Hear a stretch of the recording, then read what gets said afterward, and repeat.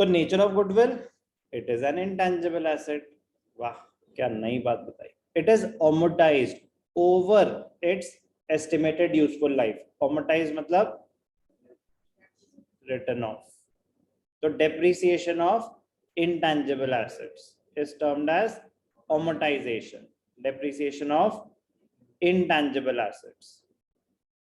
Depreciation of intangible assets. क्या होती है ये? Amortization.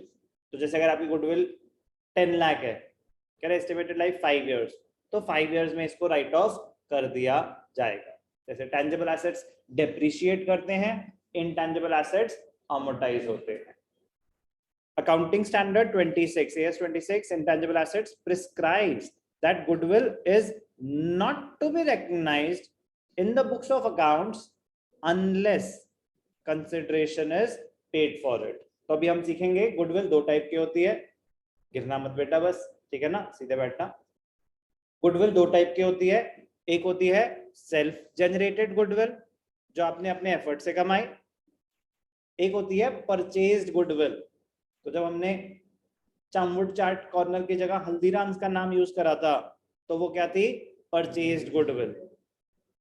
मैं अपना बिजनेस रन कर रहा हूं, तो क्या मैंने ये नेम किसी से परचेज करा है या मेरी गुडविल सेल्फ जनरेटेड है? अब अगर मैं किसी को अपना नाम यूज करने की परमिशन दूंगा कि चलो ठीक है, ग्रीनफील्ड्स में एक ब्रांच खोलते हैं डीसीसी की, कोई और चलाएगा, मैं उसको राइट दे रहा हूं अपना नाम यूज करने का।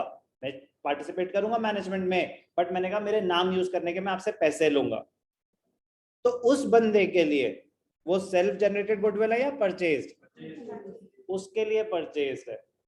तो जो पेमेंट कर रहा है वो अपनी बुक्स में गुडविल दिखाता है।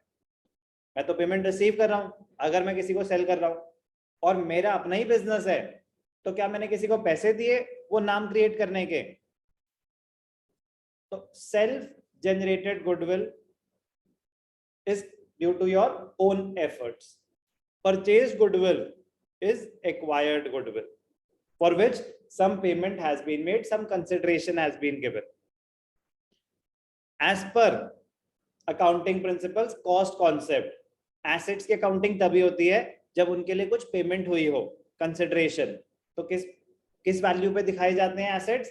जितनी आपने पेमेंट, जितने के आपने एक्वायर करे। तो सेल्फ जनरेटेड गुडविल के लिए तो कोई पेमेंट ही नहीं हुई। तो AS 26 कहता है कि self generated goodwill is not recorded in the books. कौन सी गुडविल रिकॉर्ड होगी? सिर्फ और सिर्फ परचेज्ड गुडविल। किसने बोला? AS 26 ने। तो AS 26 ने क्या बोला? It prescribes that goodwill is not to be recognized in the books of accounts unless consideration is paid for it. Therefore, self-generated goodwill is not recognized in the books of accounts, whereas purchased goodwill is recognized. Self-generated goodwill is not recognized because its value is subjective and is not evidenced by payment. अब self-generated goodwill है, क्या मैंने किसी को cell करी है अभी तक? तो जब तक ट्रांजैक्शन ही नहीं हुई तो मेरे पास कोई प्रूफ ही नहीं है कि उसकी वैल्यूएशन एक्सेप्टेबल है कि नहीं है। मैं कह रहा हूं मेरे बिजनेस की वैल्यूएशन है 50,000 करोड़। ओके, कह रहे बुक्स में दिखा नहीं सकते। मैं क्यों? सालों साल चलेगा ये बिजनेस, कहीं नहीं जाएगा। क्यों बेटा, चलेगा सालों साल ये बिजनेस? नहीं चलेगा। वाह, कैश किस पे डिपेंड करता है? से अबे कोचिंग सेंटर की बात हो रही है भाई, जैसे पढ़ा रहा हूं, क्या लगता है कि चलेगा ये सालों साल? चल जाएगा। Thank you. तो मैं कह रहा हूं कि इसकी वैल्यूएशन 50,000 करोड़ है। ठीक ठीक लगा लो सर। मेरी मर्जी, बेच थोड़ी ना रहा हूं। कह रहे कोई बात नहीं, आप दिखा नहीं सकते। लेकिन अगर मैंने बोला कि मेरी वैल्यूएशन इतनी है और फिर उसके हिसाब से मैं 25% शेयर, कितने का हो गया? 12,500 करोड़ का दे दूंगा। क्या दिक्कत है? $1.5 बिलियन ही तो हुए, कोई टेंशन नहीं है। 1.6। बट अगर उस वैल्यू पे ट्रांजैक्शन हो गई, अगर उस वैल्यू पे ट्रांजैक्शन हो गई तो गुडविल बुक्स में रिकॉर्ड होगी, वो भी किसके? जो पेमेंट कर रहा है। बट अगर कोई ट्रांजैक्शन नहीं हो रही, आप एस्टिमेशन कर रहे हो अपने रिकॉर्ड्स के लिए, self generated goodwill is not to be recorded in the books. Why? Reason क्या दिया? Its value is subjective and is not evidenced by payment. That is, amount does not exchange hand. On the other hand, purchased goodwill is recognized being evidenced by payment. So purchased goodwill will be recorded in the books. Only and only purchased goodwill.